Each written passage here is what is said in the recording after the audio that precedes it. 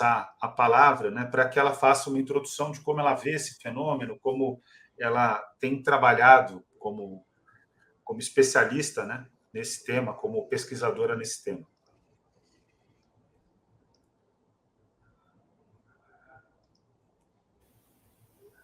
Priscila. Bom, Daniel, peço desculpas aqui pela minha conexão, se você com um pequeno delay aqui.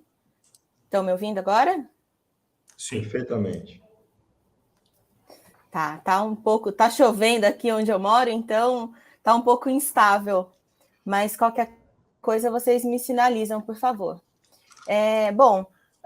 Eu estou completamente de acordo com os apontamentos do Daniel. O relatório, de fato, do GT de transição foi muito esmiuçado nesse sentido, e é vendo de fato, né? O que eu vislumbro de início é uma falha em toda a rede de proteção, né? Eu costumo dizer que quando o adolescente comete ato infracional, é porque a sociedade inteira falhou, o sistema inteiro falhou, né? Então, toda a rede de proteção, porque a nossa Constituição atribui e adotou a doutrina da proteção integral.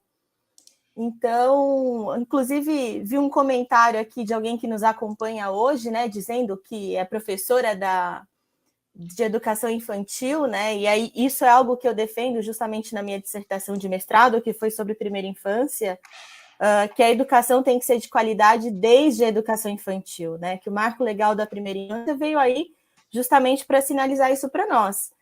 E a responsabilidade é compartilhada entre Estado, família e sociedade, né, na proteção e na promoção dos direitos de crianças e adolescentes. Então, quando acontece um fato desses, é porque a rede falhou lá atrás, todos nós falhamos, né? Não é só a culpa da família, não é só do ato, não é só do Estado, é de todo mundo. Então, por exemplo, nós temos que a relação infanto-juvenil, de uma forma geral, até hoje não foi implementada como deveria na nossa sociedade, né? Mais de 30 anos de ECA, mais de 30 anos de Constituição, e até hoje a gente não tem a legislação inteiramente implementada. Se fosse, a gente não precisaria de lei Henri Borel, bullying, por exemplo, que o Daniel mencionou anteriormente, é uma hoje, numa parte. Estão me ouvindo? Professora, deu uma falhadinha antes do Henri Borel. Me escutam bem? Sim. Isso.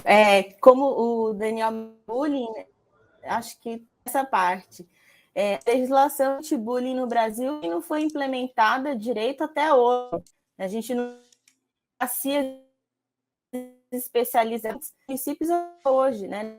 Grandes municípios para a quantidade populacional que tem. Então, ainda há muito se desenvolver nesse que a gente, por exemplo, comece a pensar em medidas imediatistas e claramente efetivas, como o projeto do governo, do atual governo de São Paulo, de polícia militar dentro das escolas.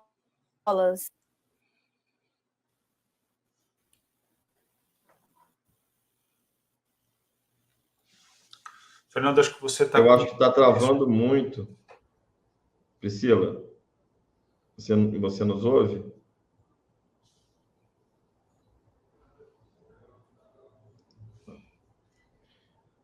Daniel, acho que ela então encerrou, né? Tá travando. A gente não... Estou escutando ela falou bem, mas eu vou para o celular aqui. Tá certo. Tá. Seria importante, Priscila, depois você, quando fizer a conexão pelo celular, voltar a fazer essa fala sobre a legislação sobre bullying e a partir daí retomar a sua conclusão, porque estava bastante interessante o que você estava trazendo para a gente. Então, eu vou lhe retirar aqui. Aí, Daniel, chegaram algumas questões aqui. Vamos lá, vamos já começar a conversar sobre as questões que surgem. Uma pergunta interessante do Leandro Segreto. Ele fala o seguinte: boa tarde, gostaria de perguntar como o Daniel pensa a violência já na própria formação do currículo escolar, como o racismo epistêmico e os epistemicídios de populações que estão fora do eurocentrismo? Olha, Lianto, esse é um tema que você traz, que é um tema bastante importante. A gente verifica 3 grandes características nas comunidades, nas subcomunidades de ódio e de violência que mobilizam esses ataques. Em primeiro lugar, uma misoginia doentia. Em segundo lugar, a presença de um racismo completamente abjeto, mas que está presente nessas comunidades, nessas subcomunidades de ódio e violência. E, em terceiro lugar, um ódio muito grande à comunidade LGBTQIA+. Essas 3 manifestações certamente são fruto de uma violência também descortinada pela própria sociedade, quando, por exemplo, num país como o Brasil, não implementa uma lei que já está aprovada há muito tempo, a lei que valoriza a história africana, a história indígena, não implementa nas suas políticas curriculares efetivamente um currículo que faça o combate ao machismo estrutural da sociedade brasileira, que também não enfrente o preconceito em relação às identidades de gênero, de orientação sexual. E só para contar aqui uma questão, quando foi aprovada a Base Nacional Comum Curricular pelo governo Temer, o governo Temer produziu 2 versões do texto. Não sei se o Fernando sabe dessa história, a Priscila também. Mas uma versão do texto que foi divulgada pela imprensa, que incluía, Fernando, a preocupação com identidade de gênero e a questão da orientação sexual, problematização sobre orientação sexual para ser discutido, né, junto aos alunos. E na versão oficial, que vai para o Conselho Nacional de Educação, exclui-se a questão da identidade de gênero e de orientação sexual. Ou seja, existe uma questão concreta que a gente precisa assumir, que o Lianto tem razão, que o fato da gente ter um currículo, que é um currículo que não aborde as discriminações, as violências que são estruturais e que denotam, né, as relações sociais no Brasil, o fato da gente não enfrentar esse tema certamente acaba criando espaço para a ocorrência desses casos. Eu até quero dizer de maneira muito clara, né? Escola sem partido, educação cívico-militar e educação domiciliar, ao atacarem a escola, o que elas geram? Elas geram um esvaziamento do espaço escolar. Reforma do ensino médio também, ao atacar a escola, o sentido da educação também gera um esvaziamento do espaço escolar. E um espaço esvaziado, ele abre mais espaço para a ocorrência desse tipo de ataque, porque a escola tem menos capacidade de responder efetivamente aos anseios, às necessidades dos jovens. Ela tem um diálogo mais difícil com os jovens, a convivência é mais difícil. Mas a nossa querida Priscila voltou, aí a gente já passa a palavra para ela. E quero agradecer o Lianto. O Lianto trouxe uma questão muito bem colocada, e que o Brasil, Lianto, vou dizer de maneira bem clara, se o Brasil quiser ser de fato um país autônomo, ele precisa ter uma política curricular própria. E uma política curricular própria não pode ser a sequência daquilo que é trabalhado pelo norte do mundo, pelos Estados Unidos e pela Europa. Norte, inclusive, não é um bom termo, não, né? Porque o mapa mundi ele se constituiu como uma construção convencional, mas na prática é só uma convenção. A gente precisa, inclusive, mudar os termos, mas os países, basicamente, da Europa Ocidental e dos Estados Unidos, acabam definindo o próprio currículo brasileiro. Isso está errado, quer dizer, aquilo que se aprende no Brasil está muito mais vinculado a esses países do que a, de fato, o vínculo concreto com a nossa história.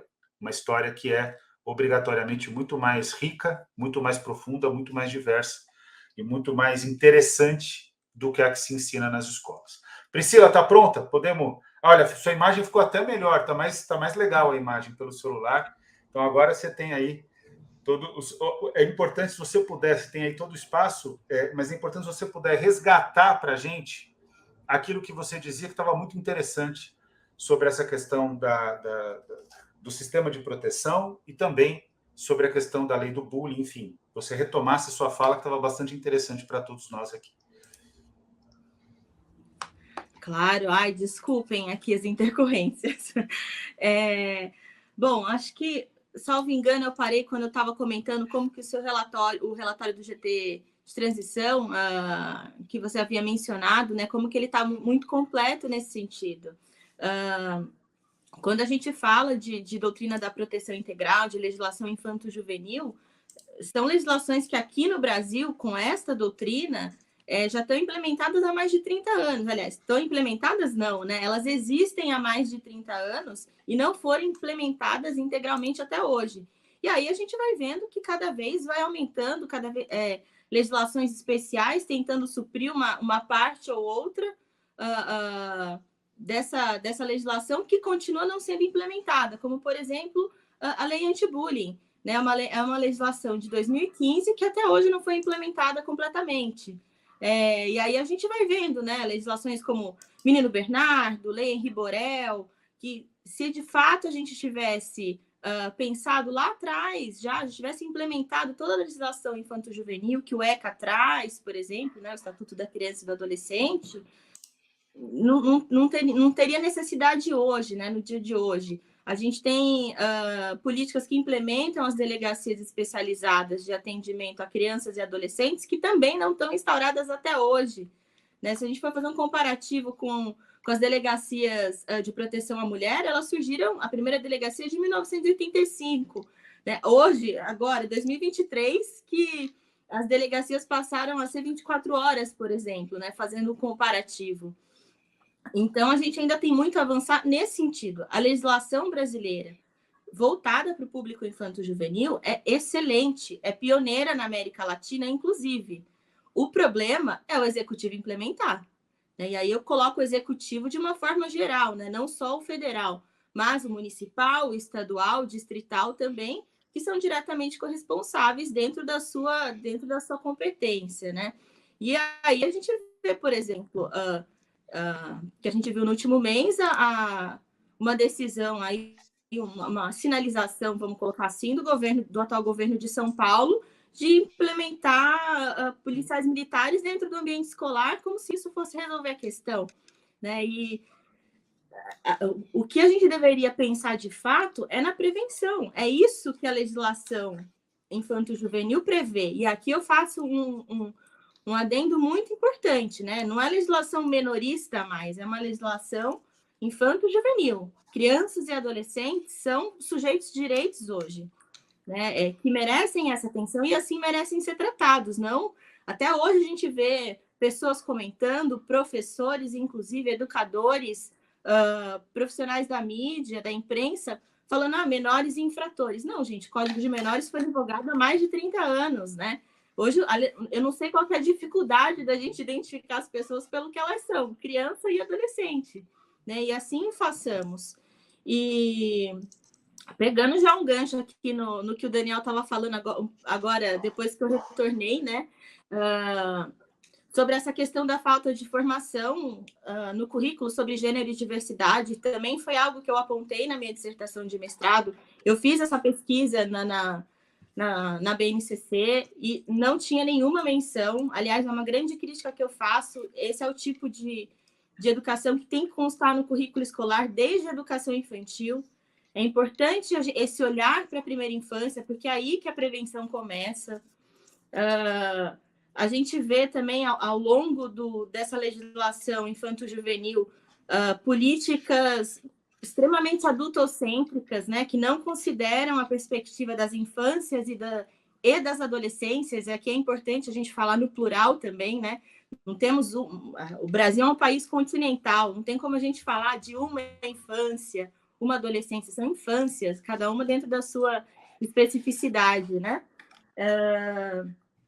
E aí vem surgindo cada vez mais, por conta desse olhar adultocêntrico, para uma população que ainda está em formação, a gente acaba desconsiderando o direito delas à formação integral, né? Que é o que acontece, por exemplo, com o movimento Escola Sem Partido. Né? Se tivesse tudo certo, a gente não teria recebido em 2017 uma carta da ONU, do Alto Comissariado da ONU para Direitos Humanos, alertando o Estado brasileiro sobre o perigo da escola sem partido, que feria diretamente direitos humanos das infâncias em relação à formação integral, a liberdade de formação do seu caráter, do seu entendimento próprio, da sua ideologia, consequentemente, né?